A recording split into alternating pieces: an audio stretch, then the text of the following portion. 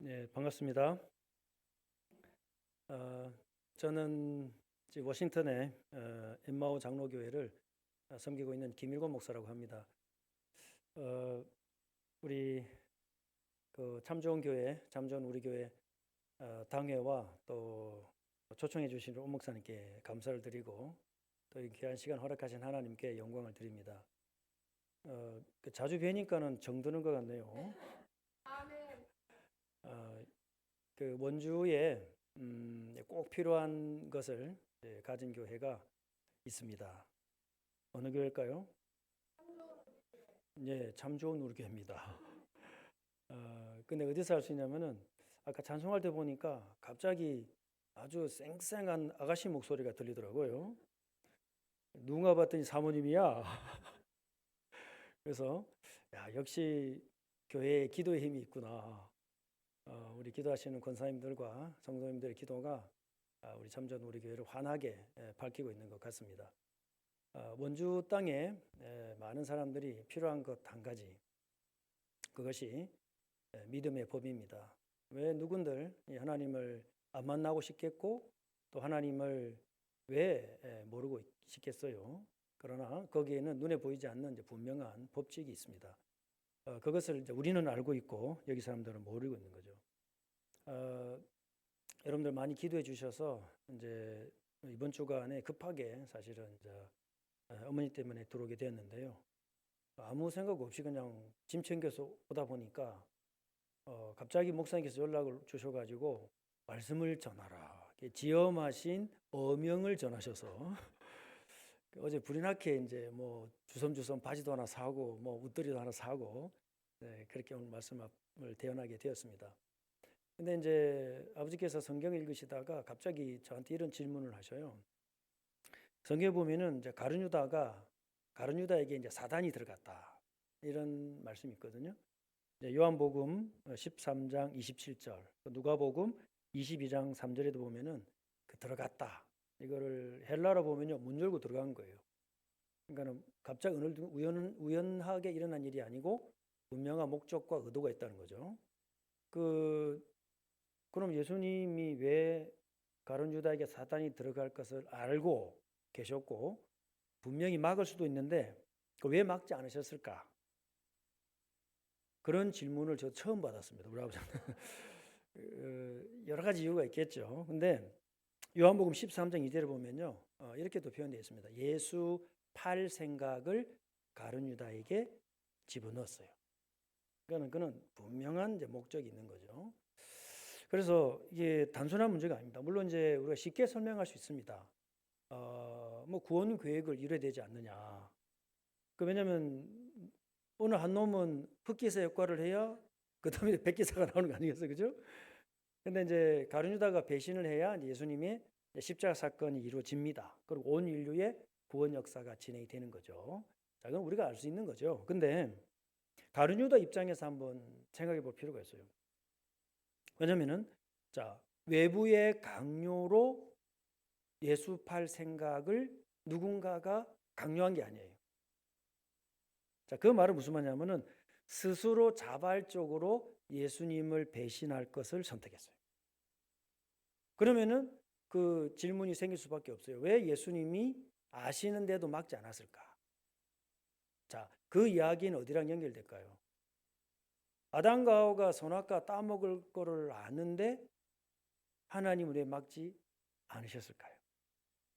또 내가 죄 지을 걸 아는데 하나님 그 순간에 번개를 때려가지고 정신을 번쩍 차리게 하시지 왜 놔뒀을까요? 여러 가지가 연결되어 있습니다. 자, 이거를 정확하게 이해하려면 뭘 해야 되냐면은 모든 구원 사역의 시작은 땅이 아니에요. 하늘에서부터입니다. 그래서 하나님의 영원한 뜻을 알아야 되겠죠. 자, 그걸 일컬어서 뭐라 그러냐면 작정이라 그럽니다. 한번 따라합시다. 작정. 자, 그래서 그 작정을 설명한 법, 그것이 믿음의 법입니다. 자, 이건 제 말이 아니고 오늘 3장 27절에 보면요. 자, 그런즉 자랑할 때가 있느냐? 없다. 있을 수 없다. 무슨 법으로냐 행위로냐 아니라 오직 믿음의 법으로니라. 바울은 깨달았어요. 하늘과 땅이 움직이는 원리를 깨달았고 하나님 우리와 함께 하실 수 있는 비밀을 깨달았어요. 그것을 이끌어서 뭐라 그러냐면은 믿음의 법이라고 합니다. 그래서 오늘 너무나 이 중요한 우리 원주 땅에 가장 필요한 교회, 하나님이 준비하신 교회, 하나님의 작정을 이루는 교회, 거기에 모인 우리 모든 성도들의 우리 각각의 인생과 앞으로 살아가야 될 모든 걸음 속에 이 하나님의 법이 그대로 성취되시기를 바랍니다. 그래서 우리의 신앙생활 우리의 남은 삶은 절대로 우연은 없어요. 그 불신자들이 하는 소리고 구원 밖에 있는 사람에게 해당되는 소리입니다.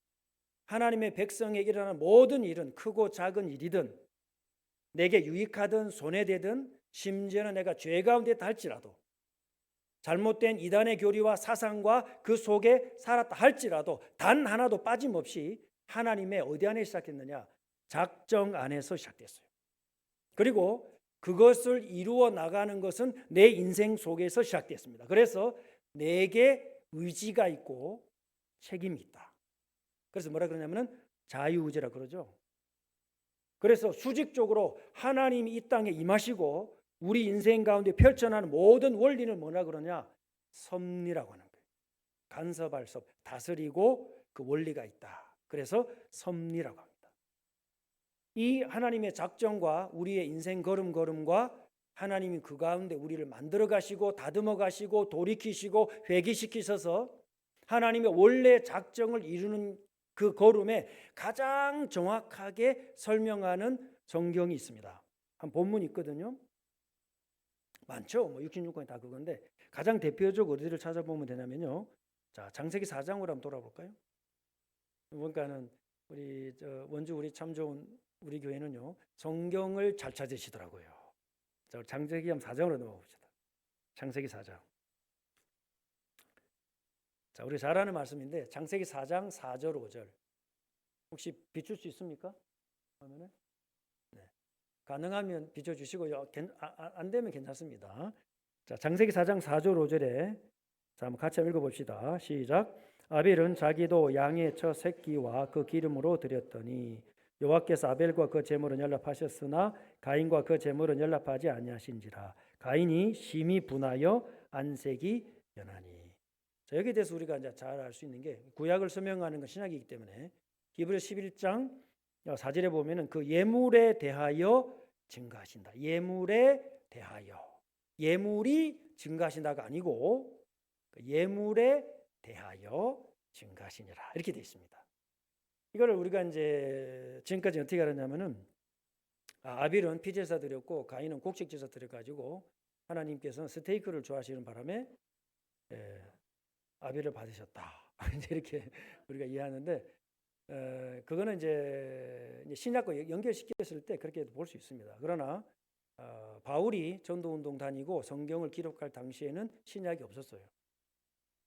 그죠? 그래서 디모데 3장 16절 17절에 모든 성경이라고 할 때는 신약이 포함돼야 안 돼요? 안 돼요.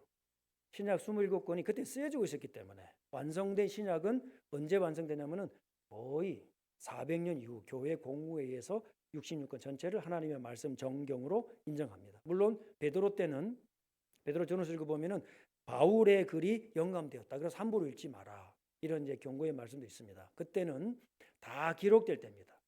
가장 먼저 성경 27권 중에서 영감받아서 기록된 성경이 오늘 목사님 본문으로 택하신 갈라디아서예요.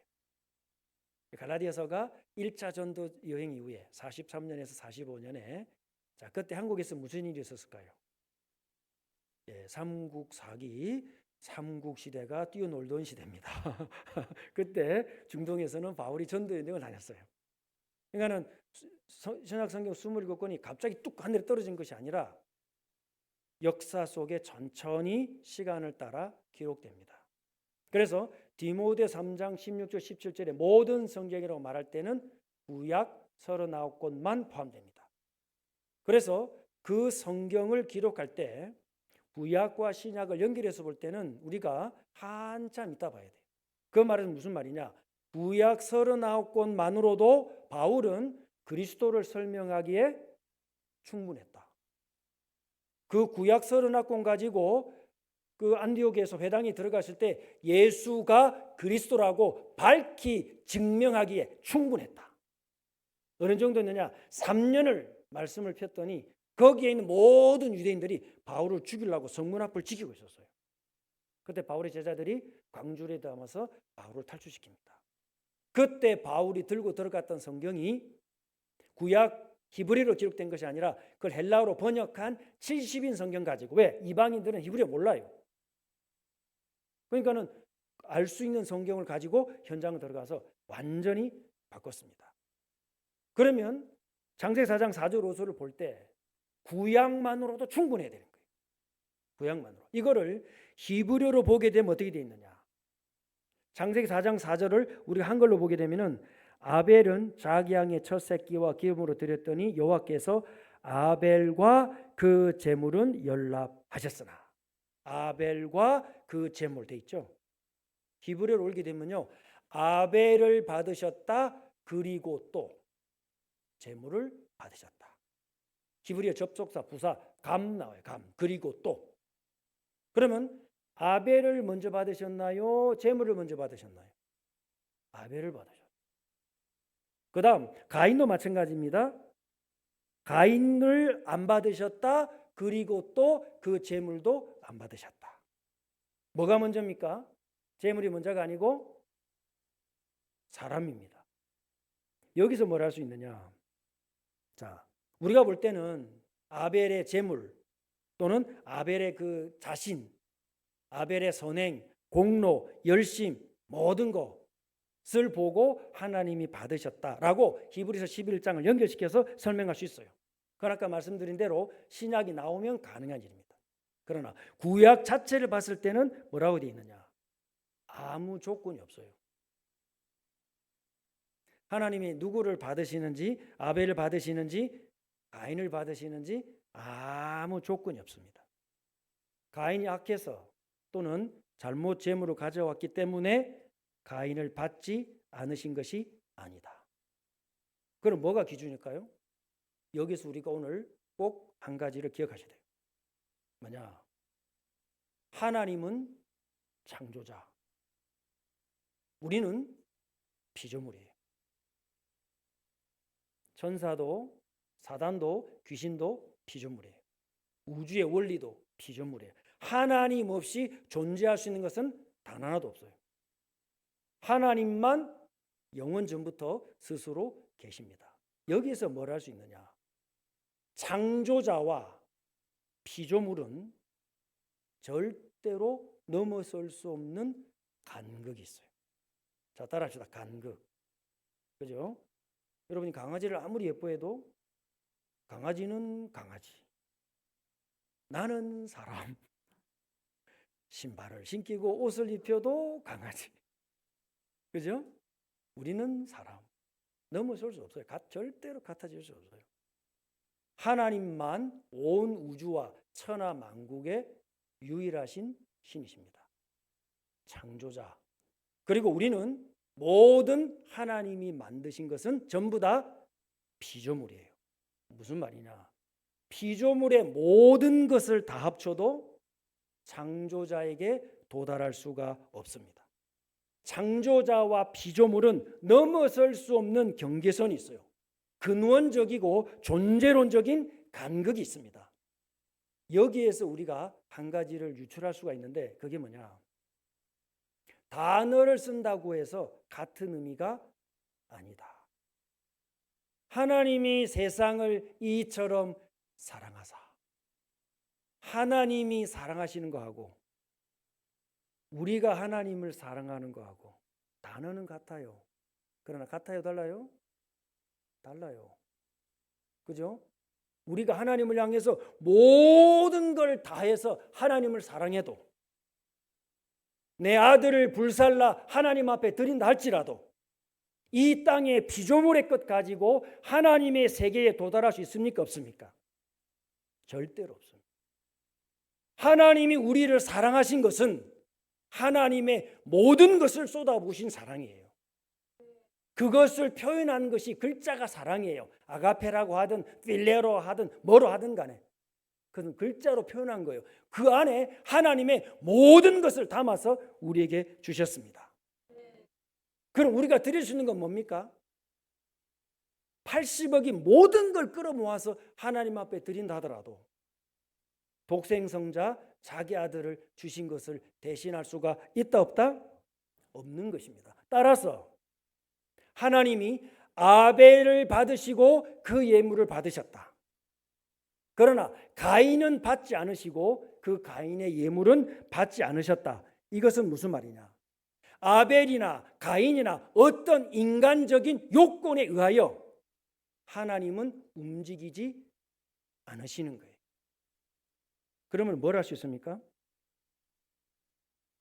열심을 다해서 드리면 연락되느냐? 열심히 하지 말란 말이 아니고 그건 나중에 설명할게요. 여기서 기준은 뭡니까?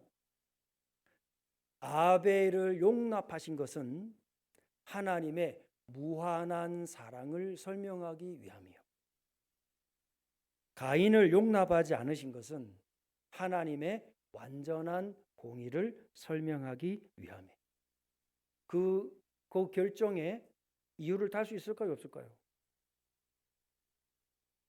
아무도 이유를 달 수 없어요. 왜입니까? 우리는 다 피조물이기 때문에. 하나님만 그 결정을 할 수가 있습니다. 그것을 일컬어서 뭐라 그러느냐? 선택이라고 합니다. 따라합시다. 선택. 우리 원주 참 좋은 우리 교회 모든 성도님들과 우리 자녀들은 그 하나님의 절대적인 주권으로 선택된 하나님의 백성인 줄 믿습니다. 그래서 값 없는 은혜라고 하는 거예요. 우리 거 보탤 거 있나요?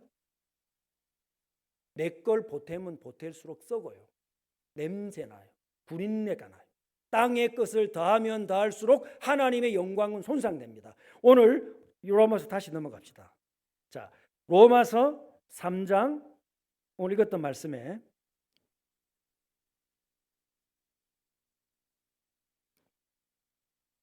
23절에 모든 사람이 죄를 범하였음에 하나님의 영광 이룰 수 있습니까? 없습니까? 없습니다. 그래서 아벨을 선택하신 것은 하나님의 은혜요. 가인을 선택하지 않으신 것은 하나님의 완전하신 공의를 설명하기 위함입니다. 이걸 이끌어서 아까 말씀드린 우리는 하나님의 주권적인 은혜다. 왜냐? 모든 피조물은요. 아담부터 모든 피조물. 아담을 만드실 때도 완전하게 만드셨어요. 하나만 지키면. 저 선악 동산 중앙에 있는 선악에 알게 하는 나무는 먹지 마라. 그 하나만 지켰으면 아담은 죽지 않고 영원히 막바로 영화의 상태로 들어갑니다. 그때 아담에게 주신 능력이 어느 정도냐? 아무도 가르쳐주지 않아도 스스로 하나님의 성품을 닮아가고 스스로 하나님을 기쁘시게 할 수 있었어요. 온전하게 에덴 동산을 다스리며 지킬 수가 있었습니다. 근데 그래도 아담은 피조물이에요. 피조물은 어떤 한계가 있느냐? 피조물은 가만히 놔두면 자기의 자리를 넘어가고자 하는 우상이 작동합니다. 자, 제 말이 아닙니다. 유다서, 자, 계시록 앞에 유다서가 있죠. 유다서, 요한 1, 2, 3서 다음에 유다서가 있습니다. 유다서 6절에 보면은 분명히 나옵니다. 자기 지위를 지키지 아니하고 자기 처소를 떠난 천사들. 위치를 망가겠죠. 하나님의 영광을 위해서 부름받은 천사도 피조물이에요. 피조물은 뭐가 있어요? 연약성이 있어요. 비조성이 있어요. 가만 놔두면 뭐예요? 그 하나님의 영광의 자리를 찬탈하려고 그래요. 자기 처소를 떠나서 자기의 지위와 자기의 위치를 떠나서 뭐 하느냐? 교만한 자리에 올라가려고 합니다. 그래서 영원한 결박으로 흑암 가운데 가둬주셨다. 그 대표적인 11절에 가인의 길. 가인이 뭐 했단 말입니까? 자리를 지키지 않았다는 거예요. 발람, 이스라엘 백성 가나안 땅에서 드디어 그 가나안 땅에 들어가 후대들 완전히 초토화시켰습니다. 발람. 그 다음 고라, 모세를 반역하고 대역했던 제사장 그룹들. 뭡니까? 전부 다 자기 자리를 지키지 않은 자들. 뭘 설명한다고요? 피조성의 한계를 설명해요. 그래서 하나님께서 뭘 주셨느냐? 그 더 이상의 죄로 넘어가지 않도록 울타리를 딱 쳐주셨어요. 그런데 버림받았다는 말은 무슨 말이냐? 하나님이 선택하지 않았단 말은 무슨 말이냐? 그 울타리마저 재버린 거예요.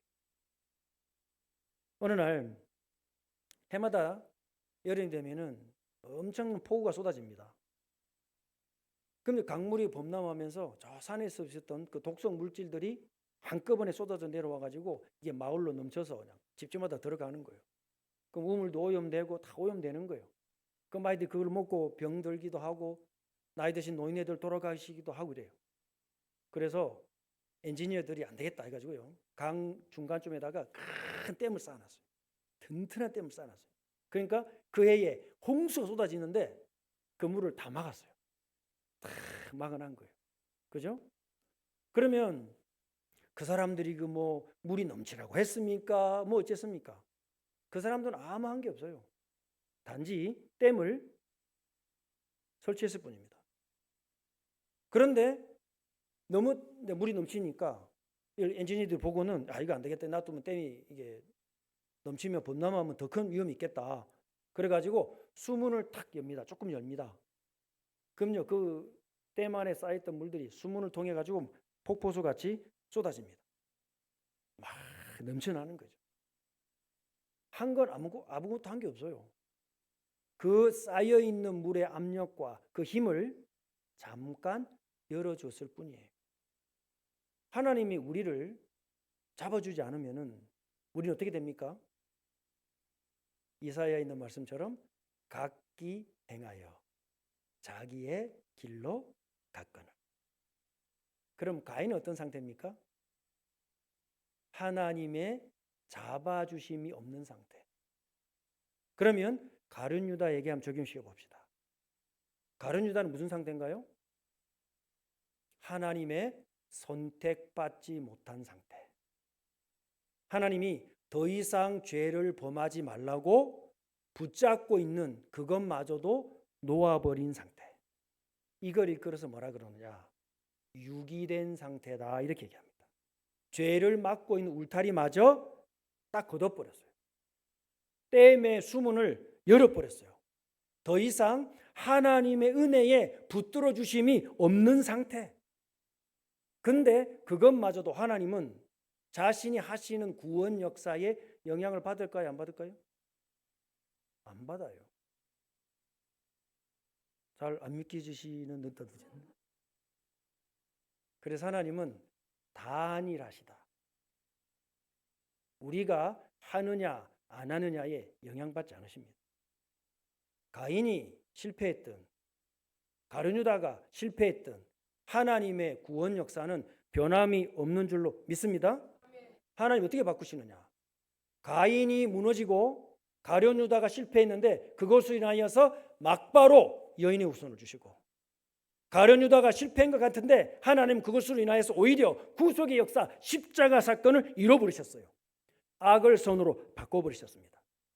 그것이 하나님의 능력인 거예요. 그게 하나님의 섭니다. 단순히 악을 허용하시고 내 죄 짓는 것을 허락하시고 그게 아니라 하나님의 가장 지혜롭고 능력으로 모든 한계를 정하사 각자의 역할을 감당하게 하셨다. 그것이 시작이 선악과였어요.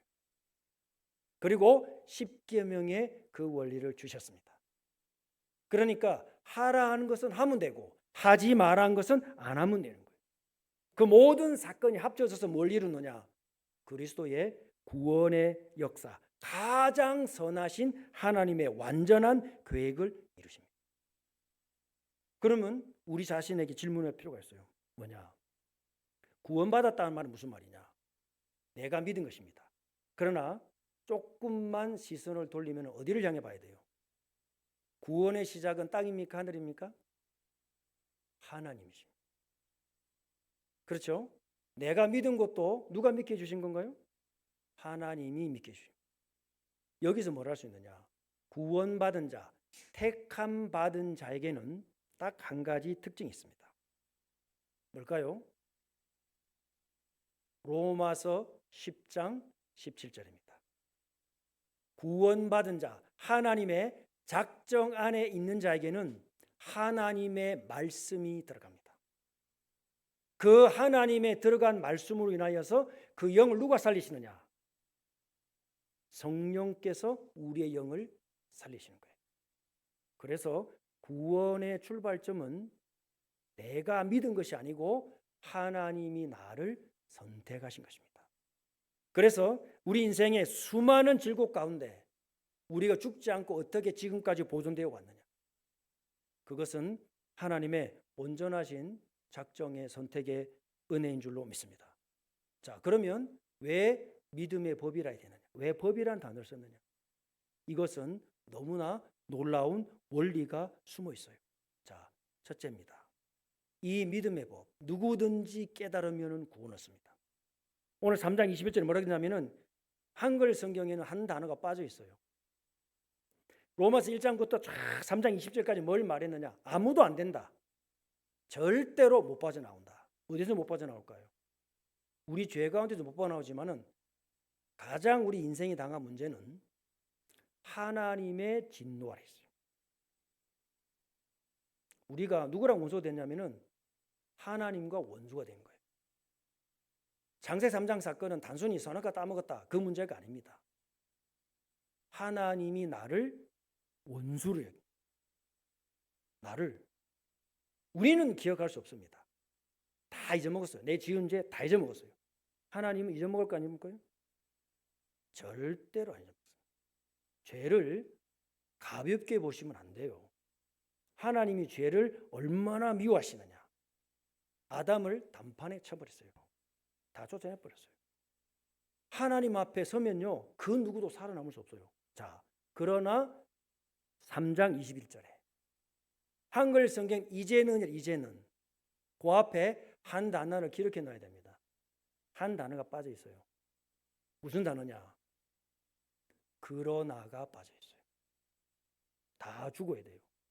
그러나 이제는 율법 외에 하나님의 의가 나타났어요. 우리가 살 길이 열렸어요. 그것을 오늘 27절에 뭐라 그러냐면은 오직 믿음의 법으로다. 이 믿음의 법 안에서 우리의 지금 드리는 예배도 남은 신앙생활도 모든 것이 어떻게 되느냐?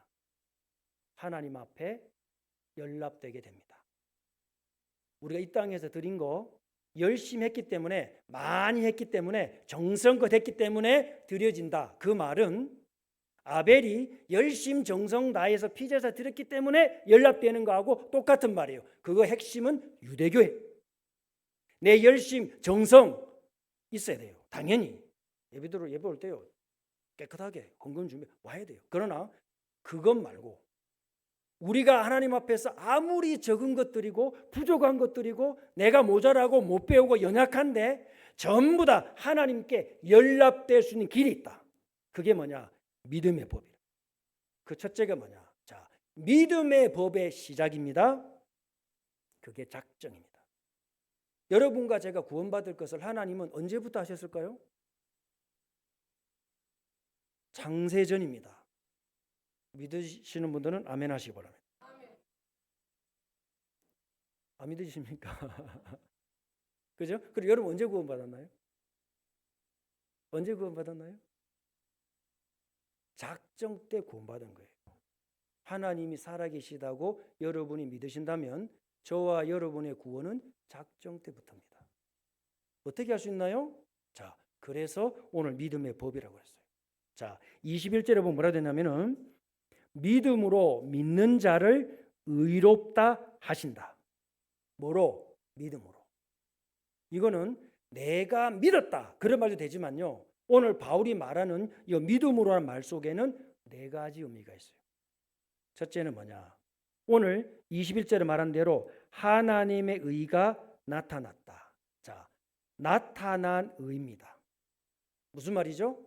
하나님이 우리를 살릴 길을 나타내셨어요. 여기에 나타났다 이 말은 시제가 완료 시제예요. 이미 나타났어요. 언제? 예수 그리스도의 초림과 죽으심으로 완전히 끝나버린 거예요. 다 이루었다. 그러나 시점으로 따지면 언제냐? 에베소 1장 말씀에 창세전에. 구원의 시작이 언제라고요? 작정 때부터입니다.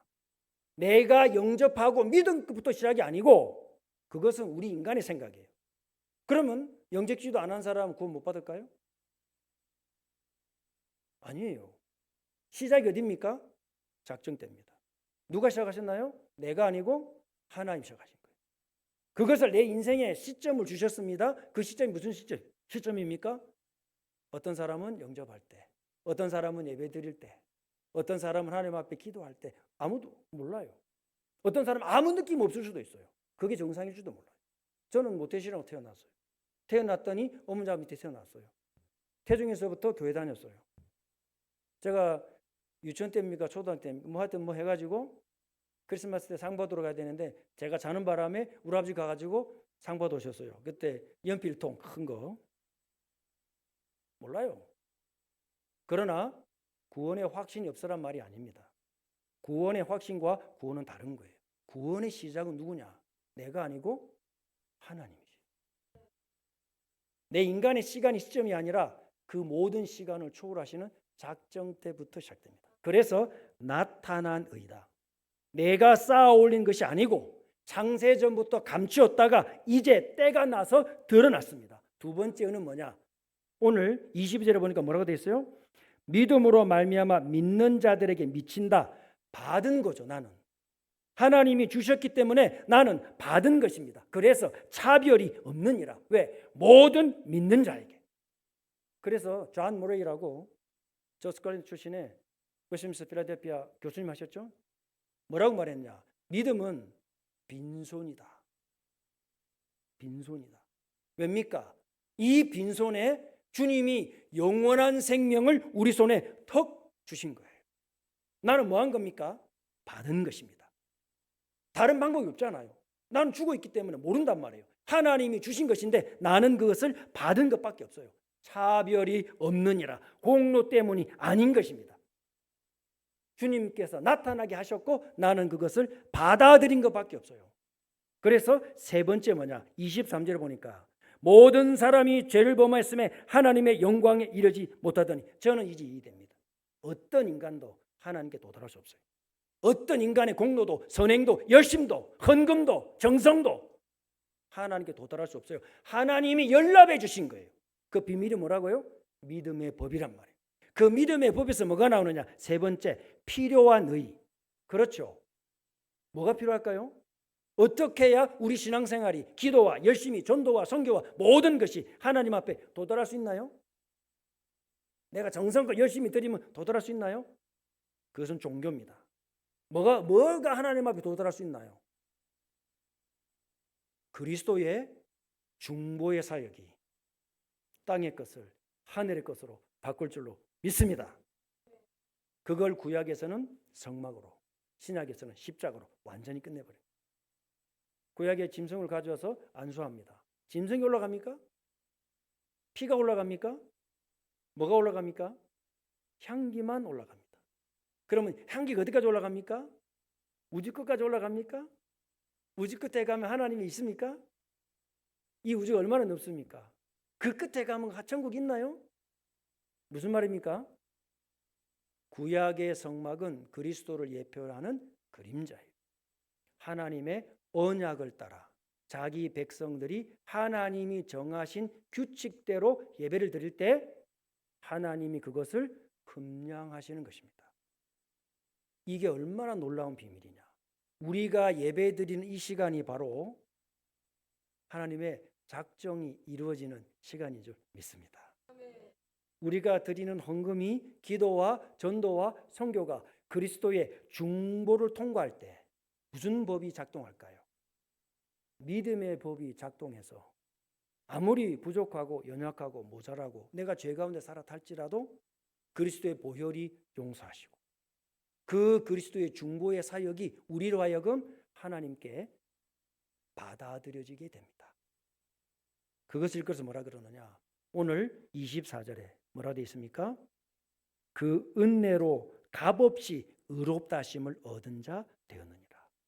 의를 베풀어 주신 거예요.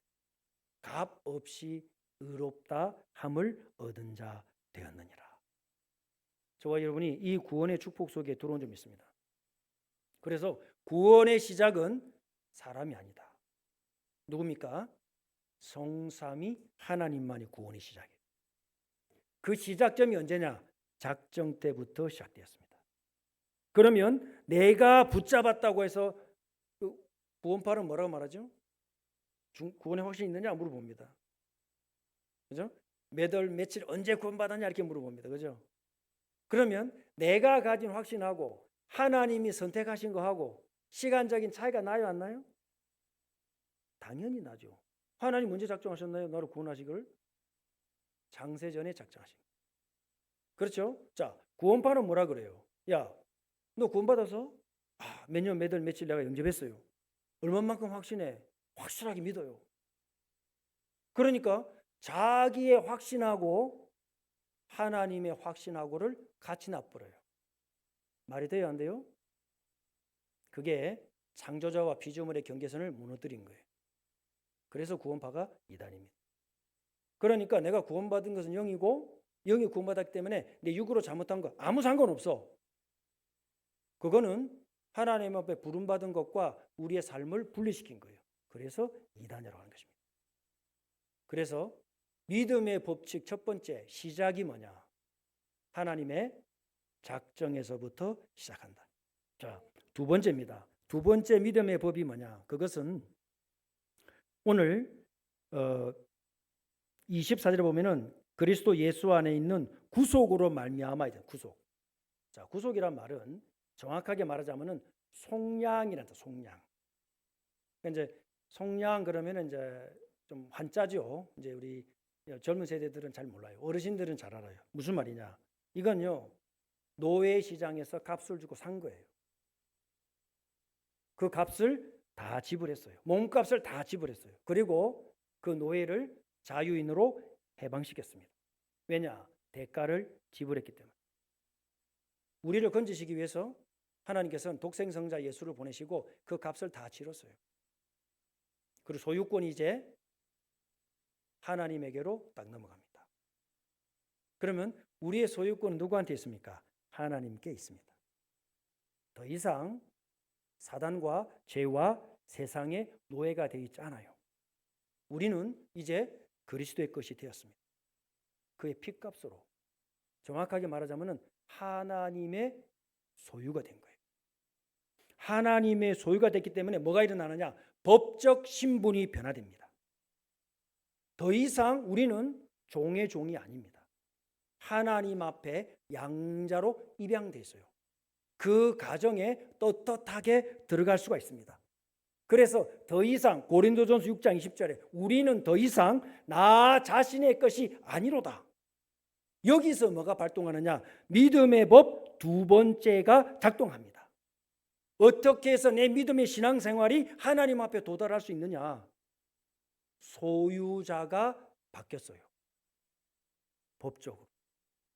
우리가 가진 모든 것이 전부 다 누구의 소유가 됐느냐? 하나님께 소유가 되었습니다. 이미 작정 때부터.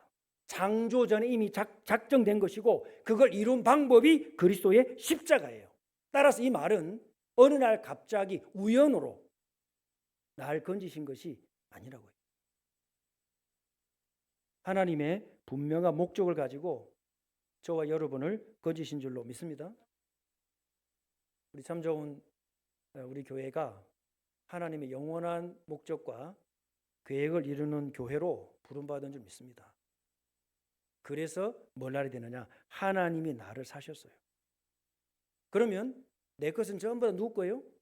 하나님 거예요. 그래서 하나님께 상달이 되는 거예요. 믿어지십니까? 이 신앙생활의 근본 원리를 저는 이걸 조금 깨닫고 나니까요. 기도도 소중해. 그리고 성찬 더 소중해. 그리고 우리 모든 움직이는 걸음걸음 속에 제 중심에 뭐가 잡히느냐? 성삼위 하나님과 동행하는 비밀이 무엇인지 자리 잡히기 시작했습니다. 그 작정의 효력이 언제부터 발생하느냐? 하나님이 다 택한 백성인데 이 작정의 효력이 언제부터 발생할까요? 자, 성령께서 나를 부르실 때부터 작정합니다. 그것을 일컬어서 뭐라 그러냐면은 중생이라고 합니다. Regeneration. 중생하는 거예요. 거듭난 거예요. 어떤 사람은 그때 강한 은혜를 받을 수도 있어요. 어떤 사람은 그렇지 않을 수도 있어요. 그러나 반드시 뭐가 나타나느냐? 중생에는 효력이 나타납니다. 그걸 일컬어서 중생의 체험이라고 하는 거예요. 모든 구원 역사는 인간이 개입하는 것 단 하나도 없습니다. 부르심부터 하나님 앞에 부름받는 그날까지. 그러나 딱 한 가지는 우리가 체험할 수 있는 게 있어요. 뭐냐? 중생의 체험은 내가 할 수 있어요. 그러나 그 방법, 모양, 상태, 시기, 정도 다 달라요. 어떤 사람은 느지막하게 하나님 앞에 부름받을 수 있어요. 어떤 사람은 어릴 때 부름받을 수 있어요. 어떤 사람은 병중에 부름받을 수 있고 어떤 사람은 사업에 성공하는 가운데 부름받을 수 있어요. 우리는 아무도 몰라요. 그러나 부르시는 이는 하나님이시니 그 부르심은 영원히 효력이 있을 줄로 믿습니다. 자, 그럼 큰 세 번째, 왜 가룟 유다에겐 효력이 없느냐? 왜? 이미 우리는 말씀이 정리됐어요. 뭐냐? 하나님의 작정 속에 있지 않았어요. 그가 얼마나 위대한 일을 했든 얼마나 놀라운 일을 했든 교회를 수백 개를 지었든 작정받지 않은 사람인데도 할 수가 있습니다. 가룟 유다는 머리가 좋았습니다. 재정을 맡았습니다. 그 민족을 사랑했습니다. 그 민족의 구세주로 예수님이 그런 역할을 할 것이다 기대했습니다. 그런데 예수 가장 가까이에서 섬긴 사람입니다. 그러나 뭐가 발생하지 않았나요? 구원의 효력이 발생하지 않았습니다. 그래서 하나님의 공의의 심판을 견딜 수가 없어요. 얼마나 머리가 좋으면 하나님의 공의를 피할 수 있나요? 80억 사람의 모든 지혜를 합치면 하나님의 공의의 심판을 통과할 수 있을까요? 그 하나님의 저주의 자리를 피할 수 있는 지혜를 짜낼 수 있을까요? 이 세상에 모든 소와 양과 모든 걸 다 갖춰 불사른들 하나님과 원수된 관계를 되돌릴 수 있습니까? 땅의 것으로는 하나님을 만족시킬 수가 없어요. 우리 죄인된 몸으로는 하나님 앞에 나올 수가 없습니다. 요한복음 17장 9절에 예수님은 자기 백성을 위한 기도에 한 사람도 빠지지 않는다 그랬는데 그 예수님의 중보 기도에 가룟 유다는 들어가 있지 않았습니다. 무슨 말이냐? 구속 밖의 사람이 예수 그리스도의 핏값으로 산 하나님의 백성 속에 처음부터 들어가 있지 않은 사람이에요. 그러면 배신만 하겠습니까? 그죠? 원래 택자가 아니에요. 자, 그러면 이걸 어디에다 적용시킬 수 있느냐? 우리 인간의 어떤 업적과 공로와 노력, 어떤 행위로도 하나님의 진노와 저주를 해결할 수가 없어요. 그것을 구약에서는 양으로 소로 뭐로 다 했어요. 언약이었고 그림자였습니다. 그러나 이제 예수 그리스도의 실체 오심으로 말미암아 하나님 만나는 길이 열렸습니다. 모든 사람이 죄를 범하였음에 하나님의 영광에 이르지 못했는데 이제는 다른 한 법, 하나님이 만드신 그 법에 의하여 믿음으로 말미암아 의롭다 함을 얻게 되었느니라. 예수 그리스도의 보혈이 저와 여러분에게 미치는데 그것은 하나님의 백성들에게만 효력이 일어납니다. 복음 전하면요 모든 사람에게 듣게 합니다. 그러나 그 생명을 싹트게 하는 성령 역사는 누구한테 일어나느냐? 영원전에 작정된 사람에게만 그 생명이 싹트는 거예요. 그래서 교회 강단에서는요 항상 복음이 선포돼요. 그죠? 우리 생활 속에서는 하나님의 성도들은 항상 복음이 나가야 돼요. 그 말은 교회 나오란 말도 될 수 있고 교회의 주보 이거 줄 수도 있고 어떨 때는 앉아서 차근차근 설명할 수도 있습니다. 저는 이 복음이 무엇인가? 하나님의 위대하심이 어떻게 이 땅에 임할 수 있으며 우리 죄된 인간이 어떻게 하나님 앞에 도달할 수 있는가? 내가 형편이 안 돼서 1원을 드리든 하나님 우리를 축복하셔서 수십억을 드리든 물질이 문제가 아니라 어떻게 하나님의 나라에 도달할 수 있는가? 그것을 오늘 바울은 간단하게 27절에 자랑할 때가 있느냐? 있을 수 없느냐. 무슨 법으로냐? 행위로냐? 아니라 오직 믿음의 법으로니라. 저는 그게 믿어지기 시작했습니다. 어째서 그럼 가룟 유다가 악했을까요? 아니에요. 처음부터 돈 주머니가 차먹으려고 했을까요? 그럴 수도 있겠죠. 우리는 가룟 유다보다 더 천배 만배 악한 내가 어떻게 하나님의 구원 속에 들어올 수 있는가? 어떻게 성령의 부르심 앞에 내가 아멘하고 올 수가 있었는가? 내 인생 짧은 인생 돌아보면 죄진 것밖에 없는데 어떻게 하나님을 만났다고 우리는 감히 말할 수 있는가? 우리는 그것을 질문해야 됩니다. 성령께서 내 마음을 타치하셔서 말씀을 듣게 하셔서 내 영을 살리지 않으면 이 땅에서 답은 없어요. 그래서 믿음은 들음에서 납니다. 이 들음은 예수 그리스도의 말씀으로 말미암았느니라. 이 말씀이 우리의 영을 살리신 것입니다. 성령께서 내 마음의 빗장을 여시는 거예요. 사도행 16, 14절 주께서 루디아의 마음을 여사 바울의 말을 청종하게 하시니라. 그때 어떤 일이 벌어지느냐? 하나님의 사람은 그때 불꽃이 일어납니다. 그거를 웨스민스터 신앙고백서 뭐라고 그랬느냐? 하나님의 씨라고 그랬습니다. 말씀의 씨앗이 싹을 틉니다. 그 영혼에 불이 붙습니다. 그 불꽃은 창조전 작정 때 준비한 거였어요. 그런데 하나님은 길이 참고 참으사 이 수많은 역사 속에 우리 가문 중에 한 분이라도 돌아가셨으면 저와 여러분은 존재할 수 없어요. 그렇죠? 저 할아버지가 돌아가셨으면 아버지가 없고 나도 없는 거예요. 이상해 보십시오. 이 지구 어마어마한 인구와 역사 가운데 하나님은 우리의 가정과 가문의 그 어르신들을 보존하사 뭐 하려고? 우리를 하나님의 자녀란 사실을 깨닫게 하시려고, 구원의 자리에 오게 하시려고 이 어마어마한 역사를 움직이사 우리를 보존하게 하시고 이 예배의 자리까지 부르신 줄로 믿습니다. 그러면 이렇게 결론을 내릴 수 있어요. 나는 스스로 믿을 수 없는 거예요. 내가 결단한다고 되는 것도 아니에요. 나는 빈손을 뻗었을 뿐인데 거기에 턱 주신 거예요. 그래서 저는 이해가 됐습니다. 영접하는 자, 헬라 원어를 보면요, 받는 자예요. 파렐라본, 딱 받은 자, 과거로 받은 자예요. 받은 자. 영접기도란 말은 한글로 말했기 때문에 영접기도지, 정확하게 말하자면요, 받아들이는 거예요. 받아들이는 거. 주시니까 받는 거죠. 다른 길이 있나요? 받아들이는 자, 곧 그 이름을 믿는 자에게는 하나님의 자녀가 되는 권세를 주셨느니라. 그래서 에베소서 8절 9절에 그 은혜를 인하여, 이 말이 되잖아요. 구원의 시작이 믿음이 아니라니까요. 뭡니까? 하나님의 작정부터. 그거 은혜란 말이야. 믿음으로 말미암아 구원을 얻었나니 이것이 하나님의 선물인 줄로 믿습니다. 그 사람은 특징이 있습니다. 중생한 사람, 마음의 변화가 일어납니다. 그래서 하나님을 기쁘시게 하고 싶어요. 의지의 변화가 일어납니다. 에스겔 36절에 돌 같은 마음이 새살같이, 애기살같이 부드러워져요. 생각해 보십시오. 우리 권사님들 자고 일어났는데 주름이 펴지기 시작해요.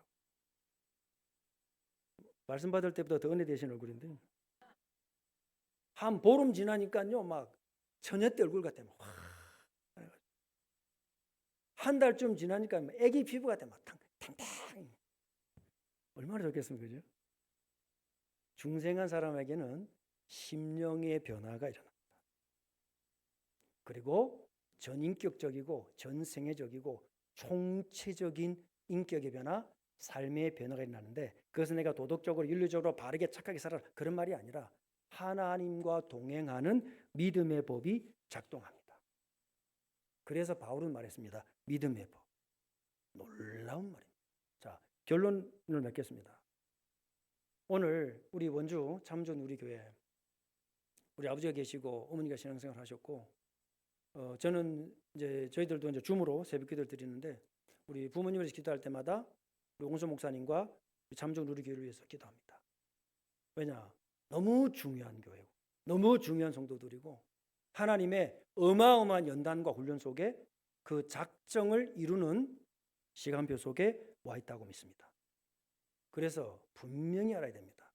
내 신앙생활과 내 자녀와 교회와 이 모든 우주를 움직이시는 하나님의 원리, 믿음의 법, 성삼위 하나님께서 어떻게 우리와 함께 하시느냐, 그 믿음의 법의 시작은 작정이요, 꽃은 우리를 구속하신 속량이요, 열매는 우리의 삶의 변화로 나타나는 거예요. 자, 이것을 일반적인 부르심이라고 합니다. 일반적인 부르심은 누구나 다 교회 오고 신앙생활하고 전도하고 씨를 뿌리듯이 모든 일반적인 부르심이 있어요. 그런데 그것이 내게 유효한 부르심이 되려면요, 반드시 뭐가 있어야 되느냐? 성령께서 나를 중생시키셔야 돼요. 그 중생의 체험은 내가 이 땅에서 할 수 있습니다. 딱 사람을 만났을 때, 제가 새 가족을 만나곤 했을 때 첫 질문입니다. 영접했냐 물어보잖아요. 제가 묻는 첫 질문은 뭐냐? 중생의 체험이 있으십니까?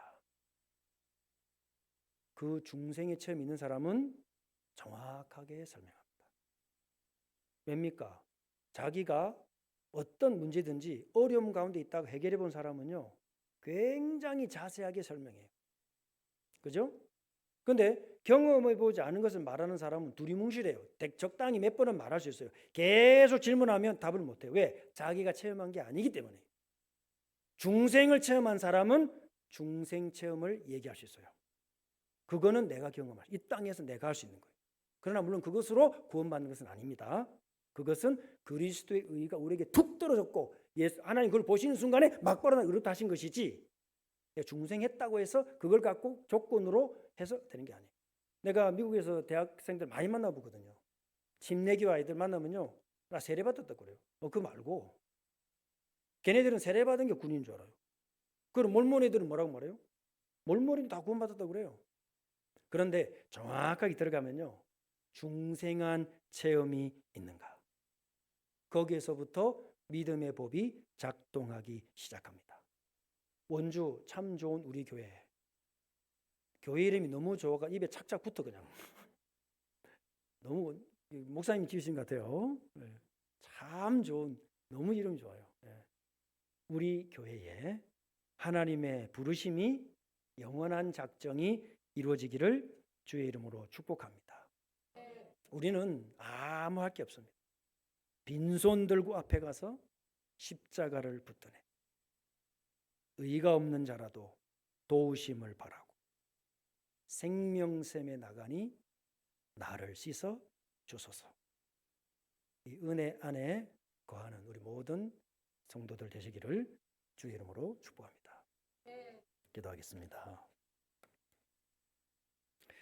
하나님 감사합니다. 우리에게 말씀을 주시고 오직 성삼위 하나님만 높이며 그 하나님과 동행하고 그 하나님이 우리의 삶을 인도하시는 놀라운 진리와 이 어마어마한 비밀을 매주 세우신 종을 통하여 참 좋은 우리 교회 강단에서 선포되게 하시고, 말씀이 성도들을 변화시키며 성령께서 우리의 삶을 인도하시는 참된 신앙생활 시작되게 함을 감사를 드립니다. 이 원주 어느 곳곳에 참된 복음이 있습니까? 구석구석 무너져 있고 망가져 있고 도움을 기다리는 그들에게 주님 우리를 보내어 주옵소서. 하늘과 땅의 원리를 알고 생명으로 사람 살리는 주께서 계획하신 일이 지금도 일어나고 있다는 사실을 알게 하여 주옵소서. 건강하고 아름다운 성장이 일어나는 교회로, 주의 소원을 이루어드리는 교회로, 들어오는 자들마다 하나님을 만나고 변화되는 교회로 주여 사용하여 주옵소서. 믿음의 법이 날마다 작동하도록 성삼위 하나님께서 붙잡아 주옵소서. 살아계신 주 예수 그리스도 이름으로 간절히 기도합나이다.